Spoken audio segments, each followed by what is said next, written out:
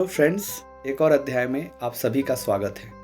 आज अध्याय 32 में हम जानेंगे कि वर्तमान में भगत सिंह पैदा क्यों नहीं होते हैं। क्या भारत में युवाओं की कमी है? बिल्कुल नहीं।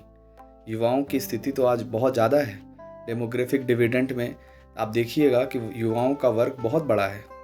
क्या युवा में वो गर्मी नहीं है? गर्मी तो है, पर शायद किसी और जगह निकल रही है, किसी गलत जगह पे गलत दिशा में चली गई है।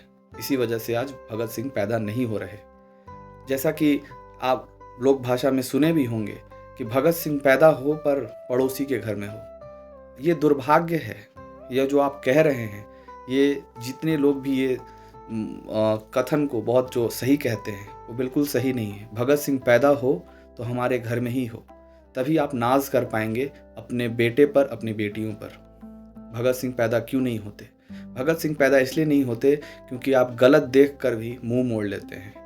भगत सिंह इसलिए पैदा नहीं होते क्योंकि आपने पढ़ना छोड़ दिया है।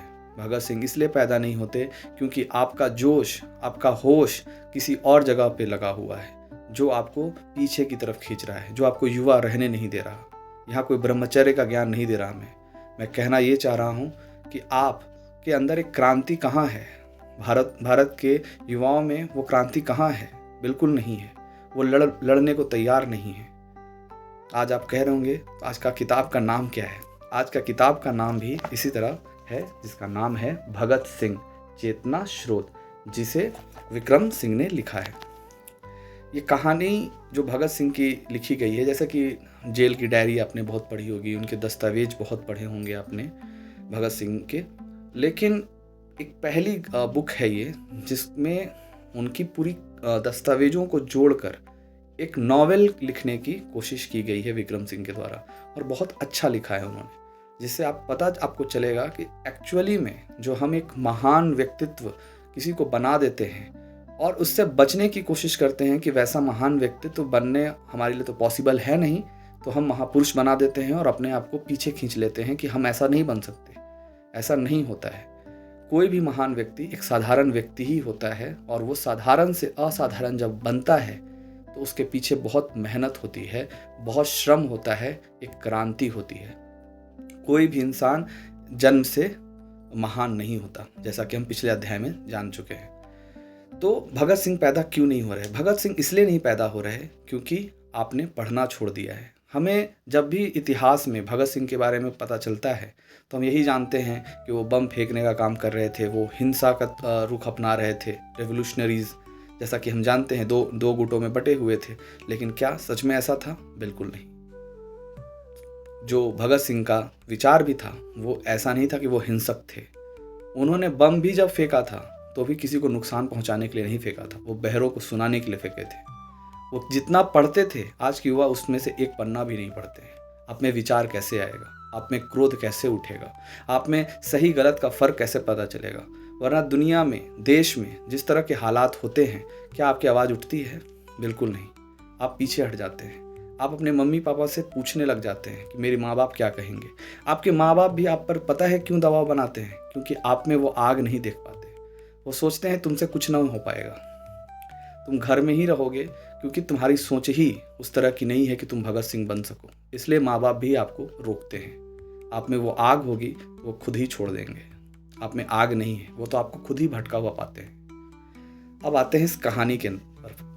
तो इस बुक में पूरी कहानी उनकी जन्म से लेकर उनके फांसी लगने तक की पूरी कहानी है, और उन्होंने काफ़ी अध्ययन किया है, काफ़ी किताबों को पढ़ा था उन्होंने।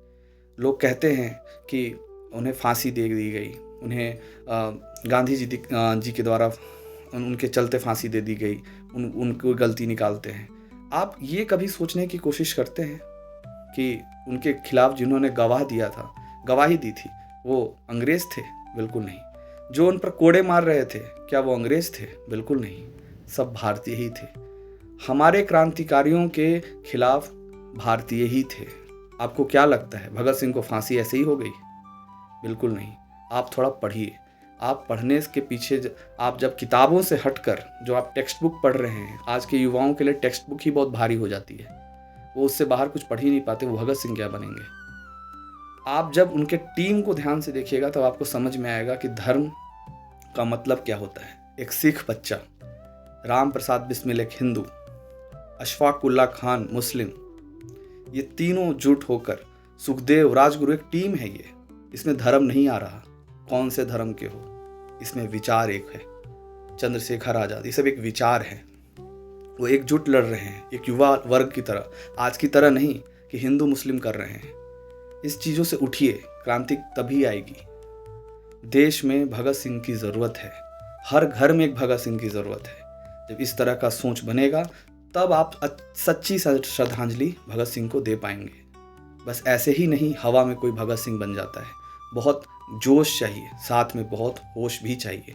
और होश के लिए आपको किताबों से जुड़ना होगा। उन क्रांतिकारियों को पढ़िए जिन्होंने हमारे देश को आज़ाद कराने के पीछे कितना लहू बहाया है।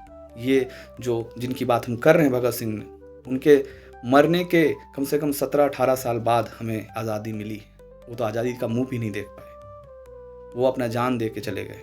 हम कितना सीख पा रहे हैं? हम बिल्कुल नहीं सीख पा रहे हैं। तो भगत सिंह बनने के लिए सिर्फ चाकू तलवार नहीं होता, कोई चाकू तलवार पे भगत सिंह नहीं बनता, कोई बम पटाखे से भगत सिंह नहीं बनता। भगत सिंह बनते हैं विचार से। विचार की क्रांति चाहते थे वो, विचार की तलवार तेज करने की बात कहते थे। आप उनको ध्यान से पढ़िएगा तब आपको समझ में आएगा कि वो देश से क्या चाहते थे, देश का भविष्य कैसा चाहते थे, देश के युवाओं से क्या चाहते थे। बस ऐसे ही हवा में इंकलाब जिंदाबाद लगाना भगत सिंह को आप श्रद्धांजलि नहीं दे पाएंगे। उनके लिए कुछ कीजिए, उनके लिए घर से निकलिए, पढ़िए, ध्यान दीजिए पढ़ने पर, ज़्यादा से ज़्यादा पढ़ने की कोशिश कीजिए, विचार मजबूत कीजिए। किसी भी बहकावे में, किसी भी विचार में, किसी भी राजनीति गुपचुप बातों में फंसे मत रहिए। विवेक से सोचिए, देश के बारे में सोचिए, देश पहले है। आज के लिए इतना ही, बहुत ज़्यादा बोल गया तो धन्यवाद। ज़रूर पढ़िए।